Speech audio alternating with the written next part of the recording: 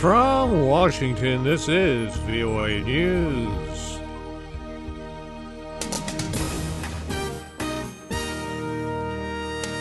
Syrian opposition demands a deadline for President Assad to leave. UN War Crimes Court convicts 6 Bosnian-Croats. I'm Ray Kouguell reporting from Washington. Syria's opposition is demanding a deadline for Bashar al-Assad to leave power if it plans to attend proposed international peace talks. Meeting in Istanbul Wednesday, opposition leaders said they want binding international guarantees, including what they call the removal of the head of the regime and its military command. The UN Human Rights Council approved a resolution condemning the Syrian regime's use of foreign fighters in the battle-torn town of Qusair and ordered an urgent probe into deaths there. 36 of the Council's 47 member states voted in favor. Lisa Schlein reports from Geneva. The draft, referring to Hezbollah, Lebanon's militant Shiite group, condemned the presence of foreign fighters, siding with the government of President Bashar al-Assad as a serious threat to regional security. Before the proceedings began, the Russian representative objected to holding a special session on Syria, saying the matter could be handled as part of regular business. But he was quickly overruled, and the debate began with a speech by the UN High Commissioner for Human Rights, Navi Pillay.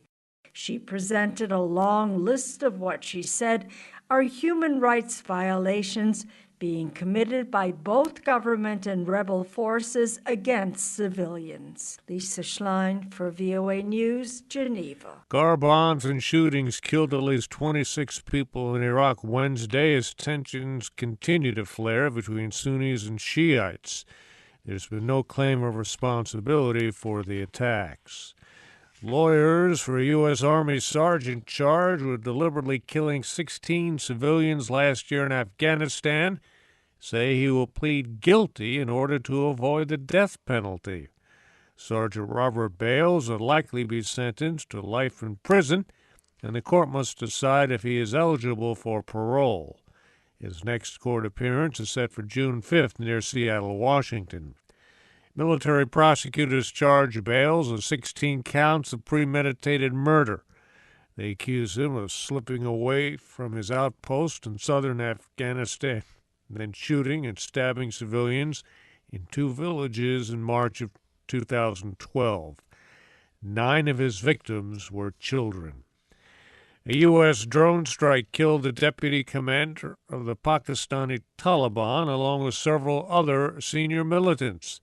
Ray Kouguell has details. The attack took place in the North Waziristan tribal district, which borders Afghanistan and is notorious for harboring al-Qaeda-linked militants. Residents and Pakistani officials say 2 missiles fired by a U.S. drone struck and completely destroyed a mud-built house near the region's administrative center, Miran Shah. Local authorities believe those killed in the attack include Waliur Rahman, deputy commander of the Tehreek-e-Taliban Pakistan or TTP, which is waging a bloody insurgency in the country. The United States offered a bounty of $5 million for information leading to Rahman's location, and Pakistani authorities had also placed a bounty of nearly $500,000 on his head.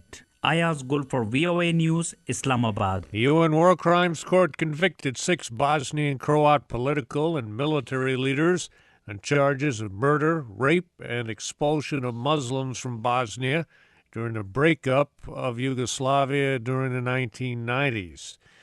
The International Criminal Tribunal for the former Yugoslavia also said Croatian leaders were complicit in plans to create a Croatian mini-state in Bosnia. The 6 on trial were given sentences ranging from 10 to 25 years. The UN Security Council voted to add more peacekeepers in the disputed Abyei region on the border between Sudan and South Sudan. The Council agreed to increase the size by 1,100 to just over 5,300 troops. Oil-rich IBA is claimed by both Sudans, and efforts at international arbitration have not worked to settle the dispute. Hurricane Barbara hit the southern Pacific coast of Mexico Wednesday. It's a Category 1 storm, packing winds of 120 kilometers per hour. It came ashore in Chiapas State. There are still no reports of casualties or damage. New York City police say 2 letters sent to Mayor Michael Bloomberg have tested positive for the deadly poison ricin. A police spokesman says both letters threaten the mayor and refer to as anti-gun group. And fans and participants in wrestling can breathe a sigh of relief, at least for now, as the sport made the cut to get back on the Olympic schedule for the 2020 Summer Games. A final decision will be made in early September. I'm Ray Kouguell, VOA News. More on the internet on our website.